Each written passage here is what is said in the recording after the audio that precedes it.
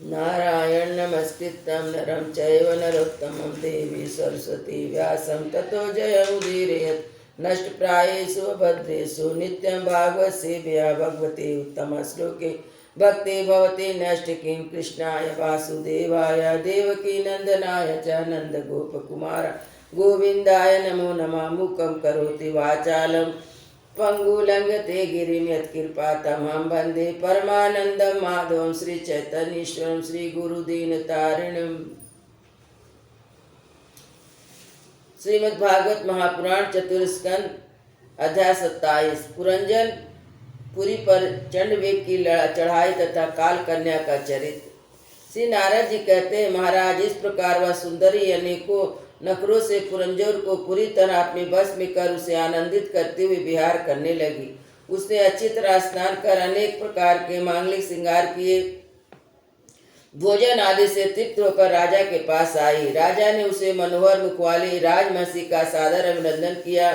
पुरंजनी ने राजा का आलिंगन किया। राजा ने उसे गले लगाया। फिर एकांत में मन के अनुकूल रहस्य की बातें करते हुए ऐसे मोहित हो गए, उस कामनी में ही चित लगा रहने के कारण उसे दिन रात के भेद का निरंतर बीतते हुए काल की दुस्तर गति का कुछ पता न चला। मद से चका हुआ मनस्वी पुरंजन अपनी प्रिया की भुजाएं सिर रख के महामूल्य सैया पर पड़ा रहता। उसे तो वह रमणीय जीवन का परम फल जान पड़ती थी। अज्ञान से आवृत हो जाने के कारण उसे आत्मा तथा अथवा परमात्मा का कोई ज्ञान न रहा। राजा ने इस प्रकार कामातुरचित से विहार करते करते राजा पुरंजन की जवानी आधे क्षण के समान बीत गई। प्रजापति उस पुरंजनी से राजा पुरंजन के 1100 पुत्र और 110 कन्याएं हुए, जो सभी माता पिता का सुयश बढ़ाने वाली सुशीलता उदारता आदि गुणों से संपन्न थी। वह पौरजनी नाम से विख्यात थे। इतने में वह सम्राट की लंबी आयु का आधा भाग निकल गया। फिर पांचाल राजा पुरंजन ने पितृवंश की वृद्धि करने वाले पुत्रों का वधुओं के साथ कन्याओं का उनके योग वर्ग के साथ विवाह कर दिया। पुत्रों में से प्रत्येक के 100 पुत्र हुए। उनसे वृद्धि को प्राप्त हुए पुरंजन का वंश सारे पंचाल देश में फैल गया। इन पुत्र पौत्र गृह को सेवक मंत्री आदि में दृढ़ता ममता हो जाने से इन विषयों में वह बध गया। फिर तुम्हारी तरह उसने भी अनेक प्रकार के भोगों की कामना से यज्ञ की दीक्षा ले तरह तरह के पशु हिंसा में घोर यज्ञों से देवता पितर भूतपतियों की आराधना की। इस प्रकार जीवन भर आत्मा का कल्याण करने वाले कर्मों की ओर सावधानी और कुटुंब पालन में असावधान और कुटुंब पालन में व्यस्त रहा। अंत में वृद्धावस्था का समय आ गया, तब स्त्री लंपट पुरुषों को बड़ा अप्रिय होता है। राजा चंडवेग नाम का एक गंधर्व राज है। उसके अधीन 308 महाबलवान गंधर्व रहते हैं।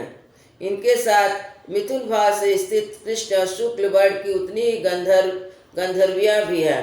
वे बारी बारी से चक्कर लगाकर भोग विलास की सामग्रियों से भरी पूरी नगरी को लूटती रहती हैं। गंधर्व राज चंडवेग के उन अनुचरों ने जब राजा पुरंजन का नगर लूटना आरंभ किया, तब उनके 5 फन के सर्प प्रजागर ने रोका। तब पुरंजनपुरी की चौकसी करने वाले महाबलवान 100 वर्ष तक अकेला ही उन 720 गंधर्वियों से युद्ध करता रहा। बहुत से वीरों के साथ अकेले युद्ध करने के कारण अपने एकमात्र संबंधी प्रजागर को बलहीन हुआ देख राजा पुरंजन को अपने राष्ट्र और नगर में रहने वाले अन्य बांधवों के सहित बड़ी चिंता हुई।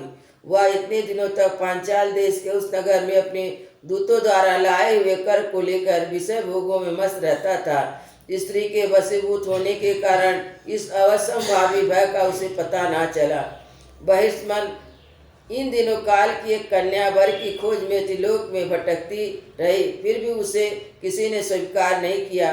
वह काल कन्या बड़ी भागहीना थी, इसलिए लोग उसे दुर्भागा कहते थे। एक बार राजा पुरु ने पिता को अपना यौवन देने के लिए अपनी ही इच्छा से उन्हें वर लिया। इससे प्रसन्न होकर उसने राज प्राप्ति का वर दिया था। एक दिन मैं ब्रह्मलोक से पृथ्वी पर आया तो वह घूमती घामती मुझे मिल गई।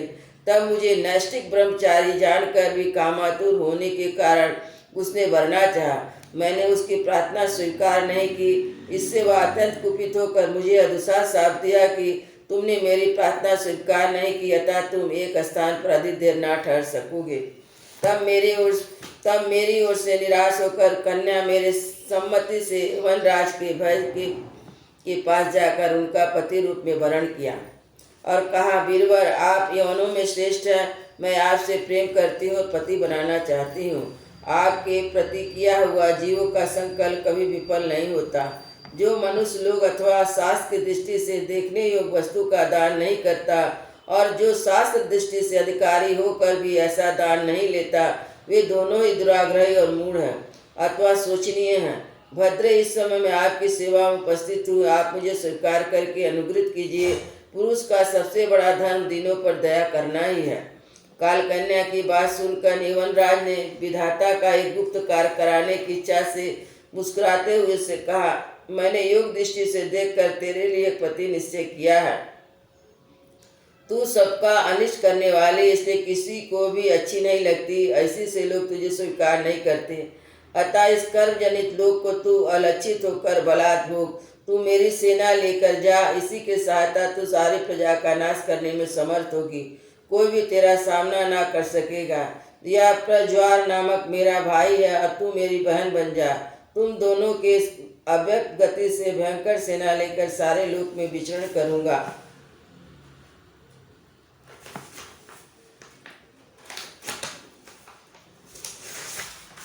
सियावर रामचंद्र की जय, उमापति महादेव की जय, पवन सुत हनुमान की जय, गुरु महाराज की जय।